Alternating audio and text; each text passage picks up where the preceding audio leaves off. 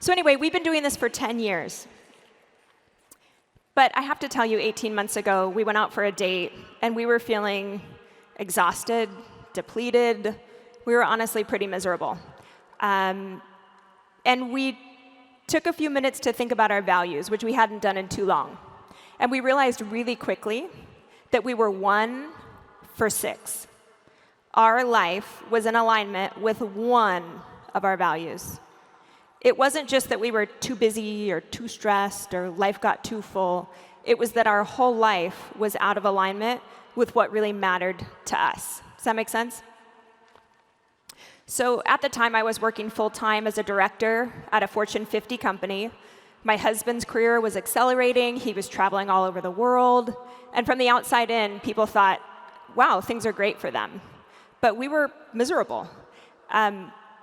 It's uncomfortable to say that in front of a room full of people because we're so grateful for the opportunities we had at that time. But to be honest, we were really struggling. Although I had taken that big role for the right reasons, my company got purchased. And that meaningful work that I cared about and loved for so long was gone. My husband's travel schedule increased unexpectedly, and he was gone 3 of every 4 weeks. And so I was single parenting a lot of the time. Do we have any single parents in the room? Everybody else, clap for the single parents. I don't know how you do it. I only had to do it 3 weeks a month. I knew that I had somebody coming home to relieve me 1 week a month and to co-parent with me. And I have tremendous respect for you because it was really challenging. And I was exhausted. We had no time for community, for adventure. We had saved up some money to take a trip. We were too exhausted to even decide where to go. So the money just sat there and we didn't go anywhere. So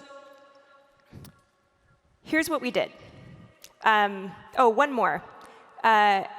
All the stress we were under took a toll on our health. For me, it was serious hormonal imbalance and adrenal issues. For my husband, at 38, he had a heart attack scare. So for anybody keeping count, we were 0 for 5 so far on our values. Generosity, we were doing okay. Other than that, we were way out of whack. So we realigned. We took, everything was on the table. Anything could change. I quit my job. I took the summer off to hang with my kids. I now work for myself. I only work when my kids are in school or at camp. And I now do work that's incredibly meaningful to me again, like being here with you today. My husband took a different role at his job to travel less.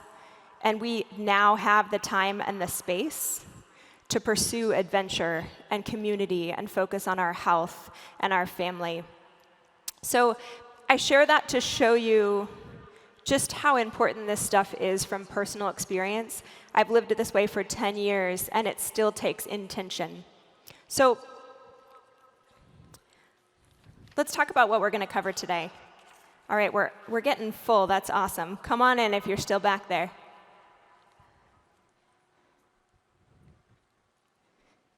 So today we're going to talk about core values, what they are, why they matter, how to use them. We're going to talk about goals, 3 types of financial goals, how to set goals, how to make real progress. We're going to talk about how to overcome money beliefs that might be holding you back. And we're going to talk about how to tackle 5 of the biggest budgeting challenges. So just to check in, when I say the word budget, how many of you out there are like, ooh? Okay, that's not a lot of hands. How many of you are like, yeah, let's talk about it. Let's do this. All right, that's more hands. Cool. So in the big picture, you may have a budget. You may have some idea of what your goals are. But you might be feeling some stress, some doubt, some confusion. Maybe you're avoiding your finances because you don't want to see what's in the box. We're going to talk about how to go from defining your core values in the big picture, what really matters to you, to setting goals for your life, and then using your finances to help you get there.